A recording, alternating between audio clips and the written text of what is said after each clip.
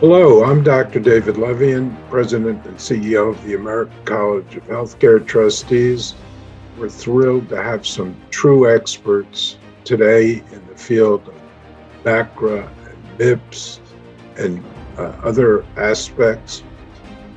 Many of the physicians in our network have told me that they have a hard time keeping up with many of the advances in payment schemes. And I've read some scholarly material that suggests that doctors across the country find this administrative burden very difficult, even a source of the dissatisfaction and burnout and people leaving the profession. So I'm thrilled to have two esteemed guests that are so knowledgeable in this space and are helping physicians and doctors' practices and hospitals remain sustainable. We have Dr. Baran Erdik, who's both a physician and an expert in public policy. And we have Stan, we're very proud of, and that's helping physicians in hospitals and clinics. So, Baran, would you please take it away? Thank you. I am Dr. Baran Erdik. I'm a physician as well as I have been dealing with regulations for a while now. So after practicing in several countries, I received a master's degree in healthcare administration and policy, and I've been focusing on healthcare delivery in the US, particularly with regards to any sort of CMS regulations, as well as those of accrediting organizations such as the JCO or DNV. I have been working for a state survey agency, and I have handled over 2,500 allegations of non-compliance, as well as various self-reports. So from a regulatory and legislative perspective, I am extremely in tune with what the CMS is pushing, what the changes are, and what the kickback from the physicians is. And with that, I give it to Mr. Gutkin. Thank you, Dr. Erdik. Thank you, Dr. Levien. So pleasure to be here. Thank you for the ability to contribute. My name is Stan Gutkin. I'm COO of CCM Health. Our focus is reduction of healthcare costs, reduction of hospitalizations, reductions of readmissions. We developed a technology that's utilizing artificial intelligence and machine learning to deliver just that. And in today's session, we're going to cover some of that aspects. Thank you. That's great. Dr. Erdik, some of our followers don't actually know what BACRA and MIPS stand for. They have a practice manager or an administrator who takes care of that aspect. And some of those practice managers and administrators really are not facile with some of the regulations. And I know that some of the incentives are going away, but some of the penalties are increasing. Could you tell us about that, please? Sure. So for those of us that are older than I am, they may remember, you saw a patient, you billed for the patient, and that was the end of it. You basically billed for what you did. So it was basically a McDonald's model of healthcare, right? So you show up, oh, can I get one physical exam, please? And that was the end of it. So with that, the problem, especially in the US, became that the costs of healthcare became untenable, so became unsustainable. In the OECD countries, US became the one that spends the most and that gets the least in feedback. And this trend has been even more prevalent before the pandemic, the SARS-CoV-2 pandemic. And if you look at it, you can even see this with regards to, for the first time in a long while in US history, the life expectancy, particularly for a particular group, those middle-aged white men without a college degree, has actually went down. So that has been the push for CMS to sort of change the landscape on what was happening and how healthcare was being paid for. So ultimately, MACRA was passed. MACRA is the Medicare Access and CHIP Reauthorization Act of 2015.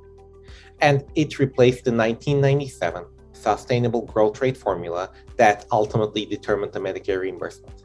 So if you remember, with the Medicare reimbursement, the Congress had to almost always every year come to the rescue because it was limited and the physicians weren't going to be paid enough the next year. So there were a lot of issues. So ultimately, the goal of MACRA was to provide a new approach in this reimbursement and somehow tie it to value and quality of care. With that, the alternative advanced payment model and merit-based incentive payment system. So two separate but related payment pathways were created. What we call MIPS is the merit-based incentive payment system. So basically, it has 6 goals: to improve patient outcomes, enhance clinician experience, increase advanced alternative payment models, promote understanding, improve data and information sharing, as well as ensuring operational experience. So if you think about it, these are all really big goals. And some of them have been achieved, some of them have not. But ultimately, it all boils down to triple aim, which has been another big driving force in the US healthcare from probably early 2000s, which is to improve the lives of people, meanwhile decreasing costs and improving the quality. But the cost is per capita. So basically what they're pushing down is that an ounce of prevention is worth a pound of cure.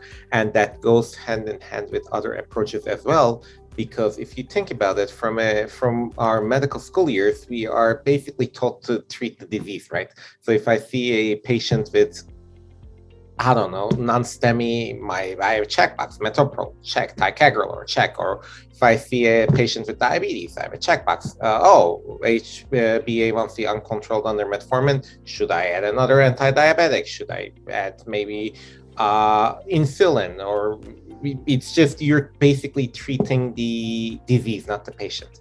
And with all of these changes, the push is to ensure that, particularly from a chronic care perspective, we are treating the patient as a whole and preventing any complications. So coming back to the MIPS, what it did was it combined 3 legacy programs, for those of you, again, who remember. It combined the Physician Quality Reporting System, the PQRS, the Value-Based Payment Modifier, the VM, as well as the Medicare EHR Incentive Program. Most of the practitioners that consult with you, that are listening to here, will be eligible and maybe even in MIPS without even knowing about it. There's rare exemptions. I mean, if you're really low volume, meaning less than 90,000 a year of Part B or less than 200 patients, but you can still opt in. And from a penalty or from a carrot or stick, as I like to call it, perspective, we were looking at 1%, 2%, in 2020, 5%. And then this year, we are looking up to 9% upwards and 9% downwards. And that is also with another 3 times the potential. So technically, although it will never happen, you can go up to 27%. And if we look at the projections of it, when MIPS was first coming into the picture, it was projected that the physicians that were practicing solo were going to be the losers, and then the bigger the clinicians, the bigger the group, they were going to be the bigger winners. There's a lot of reasons behind it, but ultimately, if you're a smaller fish in the pond, you're going to be having a hard time with hitting the quality and hitting the MIPS. There is different payment models, right? As I was stating with MIPS. MIPS is ultimately, to an extent, still fee for service. Correct. They ask you to do a lot of things, and then there's going to be upwards the carrot or stick with what you're billing. But the next level up is, as you stated, the value-based care or contracting. So basically, the value-based contract is ultimately what you are providing as a value-based care. So let's say there's multiple different ways of it. So let's start breaking it down from a single-sided perspective. So ultimately, under these alternative payment models, the providers are technically becoming financially responsible for the care they provide. It's almost as if that you are warranting the care you provide, right? So you take your vehicle to the shop, and let's say they change the plugs, right? And then next day you get an issue with the coil. So should they have noticed this? Should they have fixed it? Is it under their responsibility? So this is sort of bringing the same arrangement to healthcare. So upside risk or one-sided risk models, basically they allow the participants to share the savings if they make the care delivery more efficient. Meaning if you ensure that your diabetes population is doing better than the average population and they are not being hospitalized as much, etc., and you showed that you saved CMS $1 million, so you're going to be taking a share of it. So meaning they're incentivizing you to ensure these chronic diseases do not progress to be extremely costly. Because I can guarantee you that if a patient with type 1 diabetes goes into diabetic ketoacidosis, it's going to be $1 million bill versus a $10,000 bill for their insulin. And that enables CMS to ensure providers are meeting the necessary goals of quality by ensuring, does this patient not have a fridge at home, or was there power cut? So like, it's not just that you're looking at them from a healthcare perspective, it is also that you're ensuring they have access to appropriate social care, their social determinants of health are sorted out. And the payers are though more interested in the two-sided financial risk. So basically there's an upside and a downside. So basically, if we think about it, why would they want this? So basically, they also want the providers to warranty their work, right? They also want to penalize the providers. If the actual cost of care in that context exceeds what the average is, the benchmark, then the providers may have to pay some of the financial losses. So basically, if you look at it, if my patient population is doing really bad, then if I'm in a two-sided contract, the CMS or the other payer may ask me to chip in some. And there's different ways of doing it. One of the most popular ones is per member per capita, per member per month, or per capita per month, or per capita per year. So basically, you're getting a set amount of payment per disease or per patient, and that is for yours to keep. It doesn't matter how much the patients utilize the healthcare, you're ultimately bearing responsibility for it. So ultimately, from a value-based contracting perspective, you need to be in an advanced alternative payment model. Some of them are MSSP tracks 2 and 3. There's particular ones for primary care, end-stage renal disease, oncology care, as well as some for joint replacement. So there's also bundled payment models and stuff. There's a lot. But all you need to know is to ask the question to yourself, are you ready to take full responsibility for your patient population, to share both in their success and to share both in their dissuccess, I guess.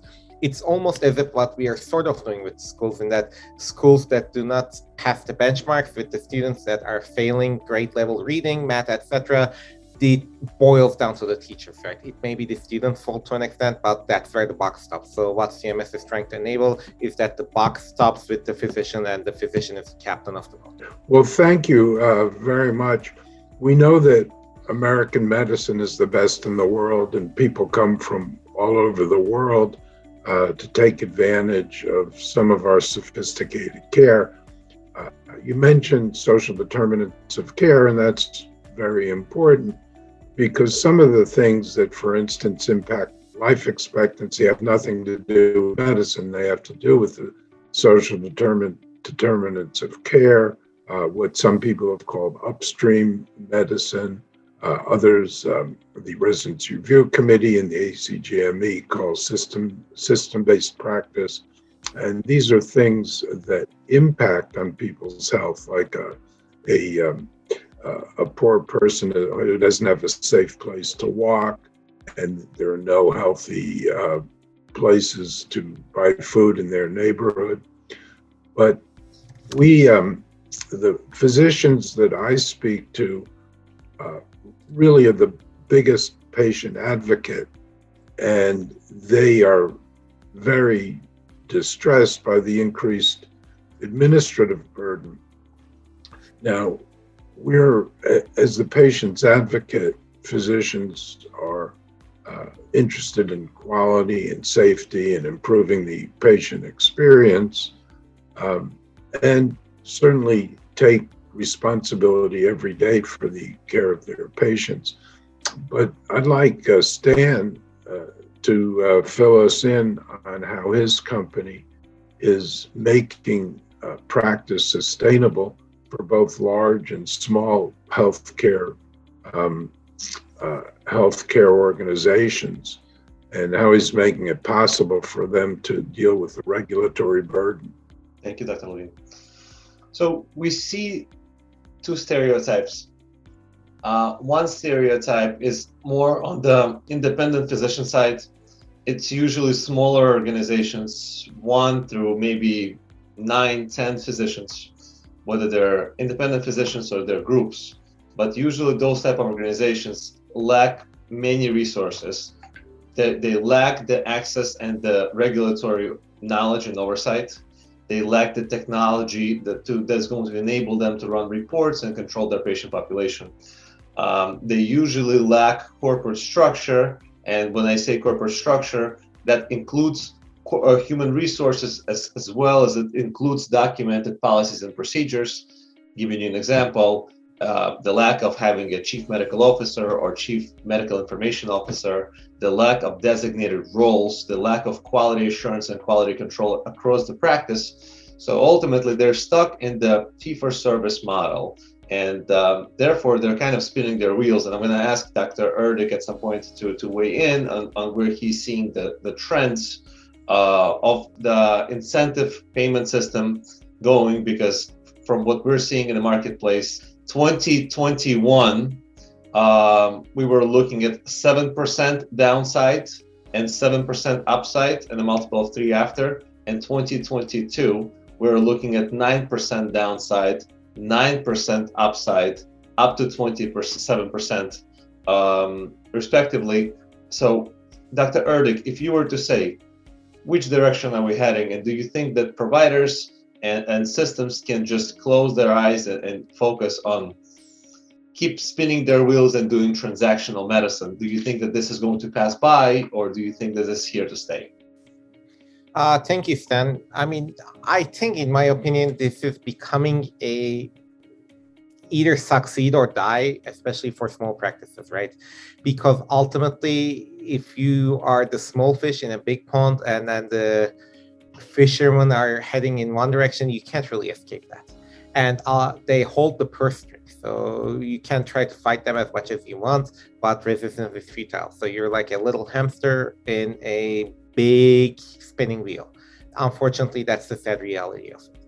So many providers are also not incentivized to align with these risk-based payments. So basically, ultimately, these HCOs, healthcare organizations, as well as all payers, should communicate, should is the emphasis on the word, because I don't think they really are, with the providers on how to change their workflows to align with these risk-based payments, right?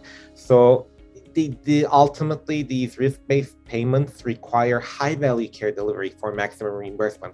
It's not just that you spend 20 minutes with the patient, it's that what's the afterwards? Are they really taking their medication? There's a lot of follow-up. And as Dr. Levien has said, with regards, a lot of this will sort of turn into a lot of administrative overhead costs and stuff. And in order for you to recoup that, you need to have a game plan, and you need to know who is in charge of doing what. And you need to be able to use the sort of most cost-effective employee to do the most cost-effective thing, right? So you can maybe hire a front desk secretary for $15 an hour, and she can probably have a list of local parks that patients can walk in, okay? But from a chronic care management, is that front desk secretary really the best person to call patients daily to ensure they're taking their insulin or to ensure they're taking their medication? So this all needs to be delegated. And Stan, as you said, the bigger the fish in the pond, I mean, it's easier, right? If you're, I don't know, Kaiser Permanente, I can guarantee you have a whole department dedicated to providing this sort of things, and then you have $200 billion budget to do whatever you want with it. And you can adjust your EHR so that even though you're not necessarily meeting all the goals, you're picking and plucking all the goals that you are meeting and reporting those. So true, but to be honest with you, what we see is not always the case. So what we do see is even bigger infrastructures and healthcare organizations are having often poor performance, poor clinical performance, and have hard time implementing because they are so big and because their infrastructure is giant, and it's often, even though within the big infrastructure, there's islands of information, and they are having hard time implementing across the board. They don't have a consolidated ability to look at all their data. So you look at their diabetic performance, and they might have 1 or 2 stars across their patient population, and their goal is to get to 3 or 4. And it's something that they're not able to get across because they're also spread out, and they're one big, huge machine that has a hard time maneuvering. So what would you say would be a best strategy for healthcare organizations that are sizable but having hard time to implement? How should they go about being compliant, selecting their quality measures, and ultimately getting on the road here of achieving their targets, selecting their targets, and achieving their targets for 2022? I see your point of view. It's almost like you get a flat tire. What do? You call AAA, you get roadside assistance, they change the tire, you're on the road, right? Let's say a MARTA bus, or a SEPTA bus, or whatever your local transportation company's bus gets a flat tire. What do? Can they call AAA? Not necessarily. And then it's going to be more bureaucratic. So bigger it is, the more bureaucratic it is. So to answer your question, I don't think there's going to be a one size fits all. I think it'll boil down to the particulars of that healthcare organization, especially with regards to what their leadership style and organizational culture is. But all in all, I would say there needs to be one person that is driving the change, right? They need to designate one person that does it. And in my opinion, the key to all of this boils down to chronic care management. So if you sort out your chronic care management issues with a single person, I think the rest of it will just come through just following. Because if someone takes charge and start leading the effort, it's easy for people to join even without knowing. If you've ever heard of the analogy, the bus to Abilene, no one knows why they're on it, but it's still going to Abilene. So if you're going to a less fee for service, more value based, as you get more people on the bus, the more these islands of primary care providers under the big umbrella, and everything will be more aligned to get on it. But all in all, to answer your question in the most simplest terms, I think it'll boil down to just chronic care management. Well, we see more and more physicians opting out of Medicare and Medicaid, and in many cases, it's not sustainable to even accept them anymore because the reimbursements are so low. And of course, the push to jettison the risk, the financial risk, and put it on the physician. And again, most of the physicians really detest the word provider. So I think we should use the word physician.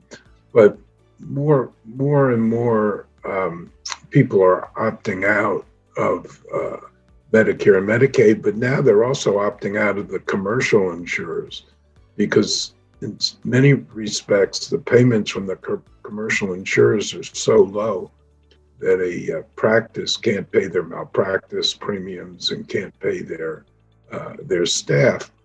So to the extent that Stan's company is helping them be more sustainable and deal with this administrative burden, it might keep more physicians in practice and profoundly improve the rate of burnout and dropping out.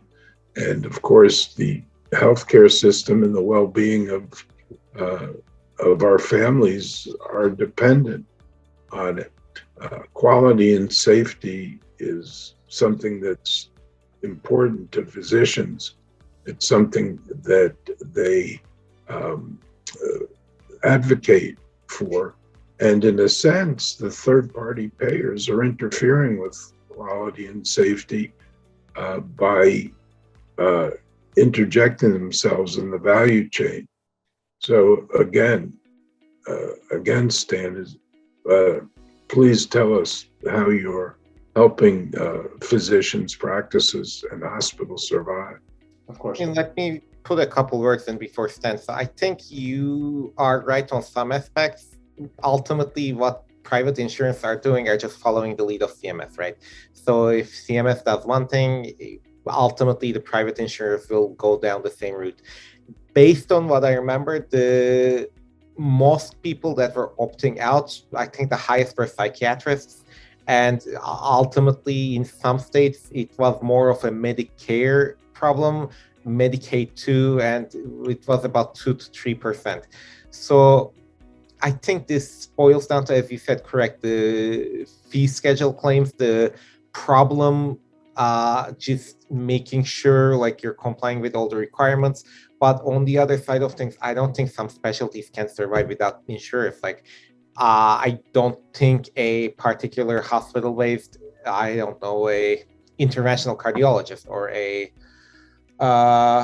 neurosurgeon can necessarily survive without any sort of insurance payment. So I think what it's sort of, you're right in that aspect, is that it's doing, it's fracturing these lines more. So what they are trying to achieve with health equity and then ensuring everyone has access, and then we are not paying as much for OECD, they are complicating the waters even more. So only time will tell if this is gonna work or if it's not gonna work. But that's one thing is for sure, that there's no going back. This is the path we are on. So with that, I give it to Stan. So I want to emphasize practice transformation. Practice transformation, regardless of the size, has usually three barriers. One is the regulatory compliance and structure. Two being technologies and being able to drive data, have visibility of data, and have actionable data. And three, having the financial and human resources of getting it done. So a lot of the industry today relies on risk shifting. So I will ask Dr. Erdik in a second to talk about the structure. We recently have reviewed 513 ACOs and their performance over the last few years. Unfortunately to say, 6 did terrible and 168 didn't do so well at all. And the rest were okay. Yes, COVID, yes, there was a white slate for COVID to help out, but this is not going to stay, and we're going to, as an industry, need to deliver value. So going back to practice transformation. So when we're talking about structure, it's usually trying to put together a solid structure plan for organization according to the size that they are, and putting milestones, documented milestones, distributing roles, and going through your key performance indicators, making sure that you actually get to where you're planning to go. So making a solid plan in January, making sure you know how you're planning to finish off 2022, and then measuring your performance on a monthly basis, measuring your performance on a quarterly basis, as well as measuring your performance in the end of the year, and making your plan for 2023 no later than December of 2022. Coming with regulatory assets, coming with compliance related assets, and I'm talking about human resources that we bring to the table, and driving that change, driving that leadership, being that pioneer that's going to raise awareness, not worry about feelings, but worry about delivering outcomes for the organization and driving results. That's aspect number one. Aspect number two, our technology. We had extensive research, and we have extensive research and development team that is a large number of doctors working with health data scientists to put together three aspects of data. One is historic EMR record, making sure that we drive data from everywhere we can into a consolidated record. Two, getting non-subjective patient data. So if the patients are diabetic or if the patients are hypertensive, which are one of the largest problems in US healthcare, we're providing them with connected devices that have internet connectivity regardless of access to smart devices through Bluetooth or having internet at their home through a Wi-Fi.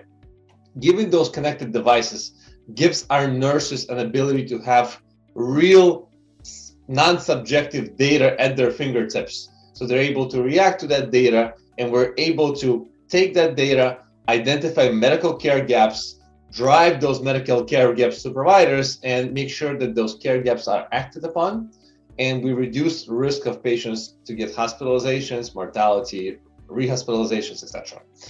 And the third aspect of data is subjective data. So we're blessed to have an ability we have a grant to hire 741 nurses, and our grant is subsidized. So our ability to have nurses in a time of shortages and drive the ability to have skill set labor where labor is needed today. Those people engage in three types of activities. One is chronic care management, which is patient education, focusing on patients with two or more chronic conditions, making sure that those patients are educated within their disease state, their family is educated within their disease state, etc. And remote patient monitoring. Remote patient monitoring, like I described to you before, is gathering device data, actionable data, and communicating that device data to providers, making sure the providers close up the medical care gaps and conducting care coordination. And something that we're releasing later in the year, 2022, is COCM, which is a behavioral health integration, focusing on primarily two conditions, depression and anxiety for the patients that are suffering from it, reducing the chances of, again, hospitalizations or admissions for that patient population. Dr. Erdik, if I may ask you to weigh in on risk shifting and the way that the industry has been shifting risk all the way up from federal funding down to ACOs and other affordable care organizations. Sure. So I think the best way to start saying is this is a nonpartisan approach. So we have a different party in power now than that was back in 2018. And after the initial 6 years of the Medicare Shared Savings Program, the MSSP, Trump administration redesigned this. They issued the Pathways to Success final rule. So basically, that established the incentives and new rules and whatever. So the ACOs are now on a quicker path to take the real risk. So there's accountability for whatever their spending increases are, especially now it's after 2 years. And there's a closer evaluation of the quality of care provided. So some people may think, oh, well, there's an election coming, there's a midterm coming, it's going to change. It's not. It's being driven by polls. It's just been the path CMS has been on. And from another perspective, those that have been entering new agreement periods as recent as 2020, the number of ACOs that have a downside financial risk has doubled. So the last data you had seen before the pandemic, it's probably, in my opinion, even going to look worse now that the pandemic cleaning out is going to end, the pandemic emergency is going to end ultimately at some point. So there were those that succeeded. I believe in 2019, there were 541 that had close to 1.2 or 1.3 billion total net savings in Medicare. That was the largest annual savings to date. And then that has been the third year that all in all, there has been savings. But as you said, some are saving more and some are losing. So if it's a physician-led ACO, the low revenue ACO that only provide the outpatient, they have performed better than these high revenue ACOs led by hospitals that have both inpatient and outpatient. So we can discuss the reasons for this ad nauseum, but again, the same thing can be seen that if ACO is in a rural area, there's smaller cost reductions than the urban part. So I think if you are looking down the barrel of a one-sided or two-sided contract or an ACO, ultimately you need to be mindful of who you are, where you're practicing, and as we discussed before, unfortunately, the social determinants of health and what people have access to, and even maybe as granular as your zip code with education levels, because ultimately, whether you like it or not, your reimbursement is going to be tied to all of these. Please give us some insight regarding the CMS oversight for 2022, how were inspections moving through COVID, and what should providers and healthcare organizations expect in the next coming 12 to 24 months? Sure. Please, the mic is So yours. basically, in March 4 of 2020, CMS, if you may remember or not, stopped any surveys except those that were IJs, immediate jeopardy situations. That includes EMTALAs, as well as any sort of infection control.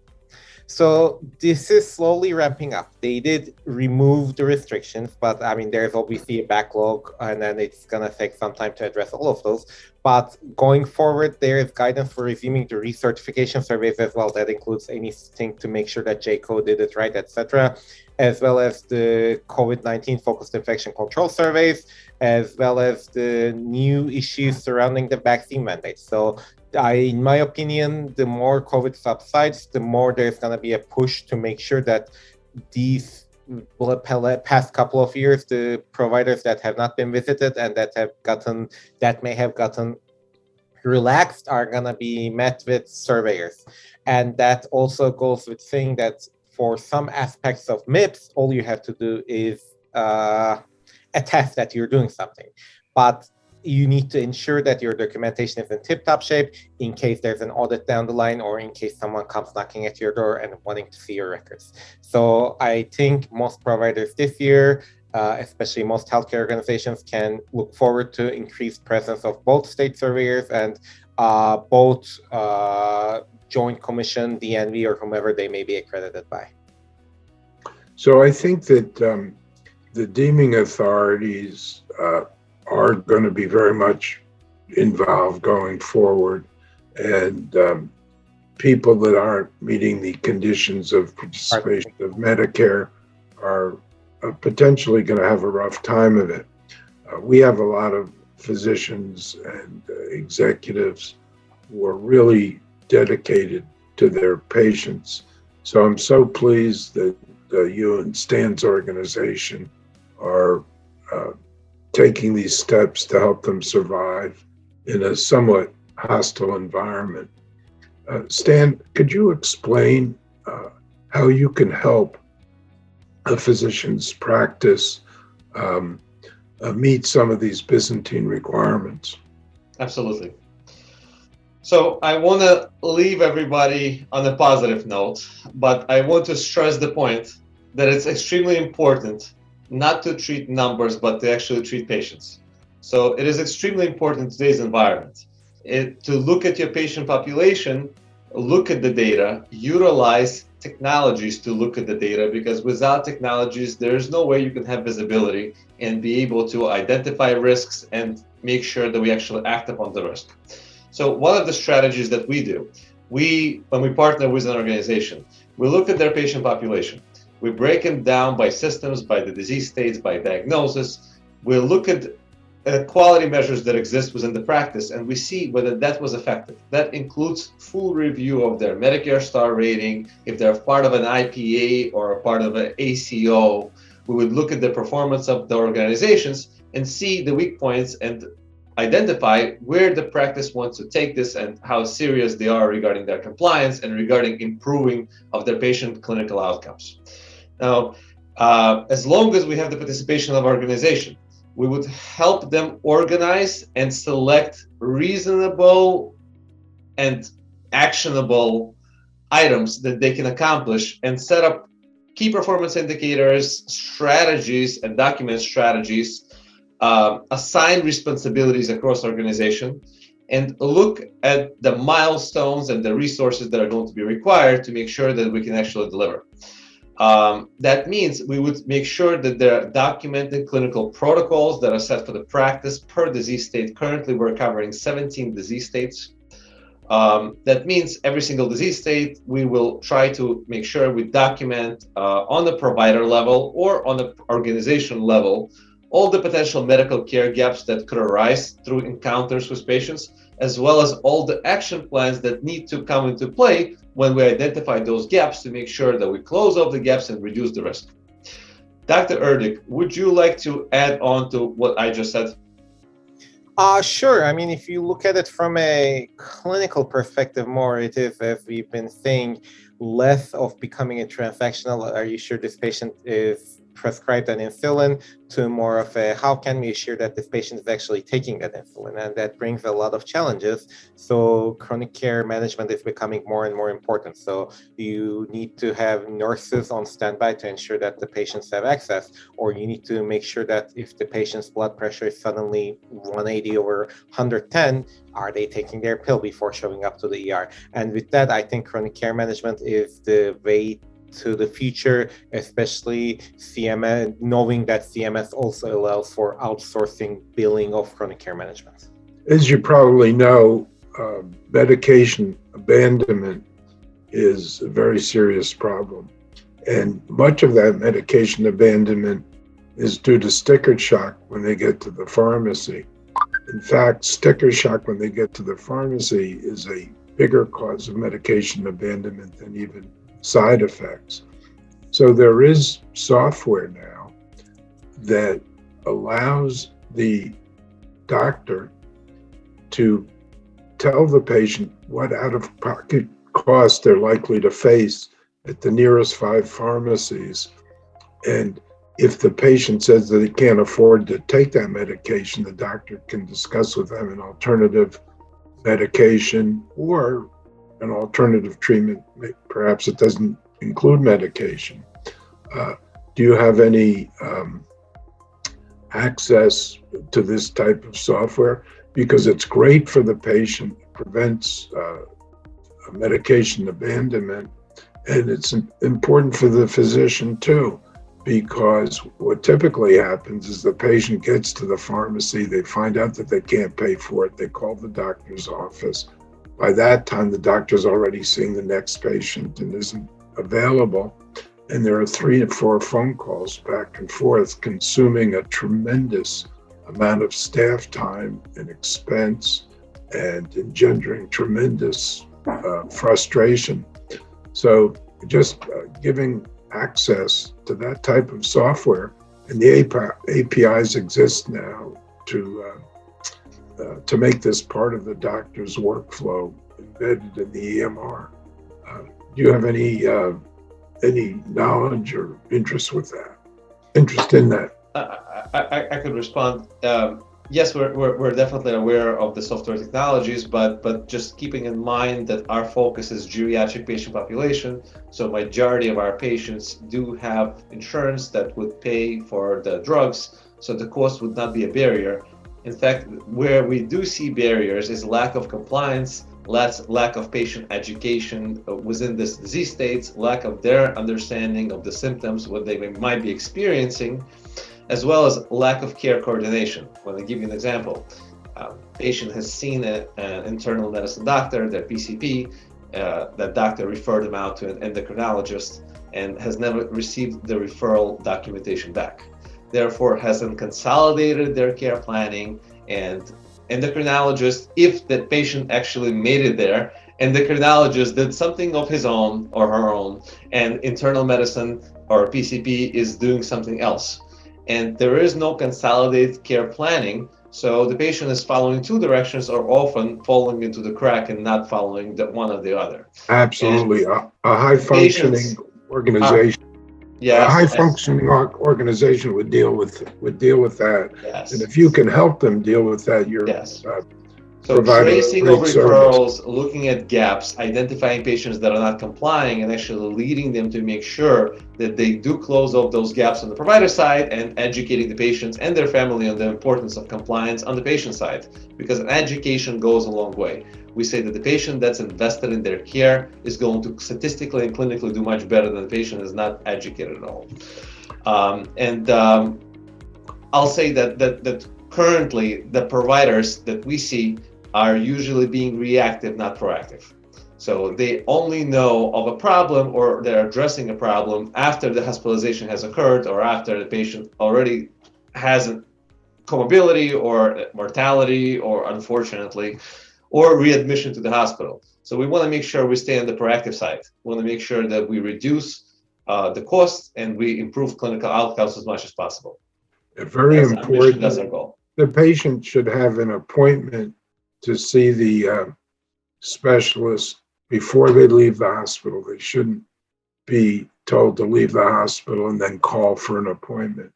And the medical record should be in the doctor's office before the patient arrives. And in fact, AHRQ has shown that these things specifically lower the incidence of readmission. Very 100%. important. Correct. And in addition, having an educated staff member call the patient a day or two after discharge and make sure that they've purchased the medications is also very important. No question, anything you can do to help the doctors. The other thing, though, is I wouldn't underestimate medication abandonment for sticker shock, even in the geriatric population. It's very common. There's good data on that. It's something that I want to Yeah, stress. 100% agreed. Okay, anyway, I would just say for our audience, which is a lot of physicians, probably out of the 9,000, probably about, there's many thousands of physicians. For our audience, it's important to stress how the company can help them if we want to get. We welcome inquiries, and we welcome the opportunity to explore potential partnerships with you. If we can feel that we can bring an add-on value to your organization, we definitely are willing to invest the time to explore those opportunities and see if we can absorb some of your performance risks and be a good strategic partner for you to clinically get to where you want to go from the patient care standpoint and from your compliance standpoint. Now, in parallel with that, Dr. Levien, I really want to thank you for having us here today. It's truly been an honor and a pleasure. Because of organizations like yours, we're able to spread the word, and we hope that this is going to make a difference. And we hope we're going to raise awareness for 2022 and for years to come. Thank you. Well, thank you so much for participating. And I think your enterprise can go a long way to empower both patients and physicians. So thank you again. Thank you, everybody.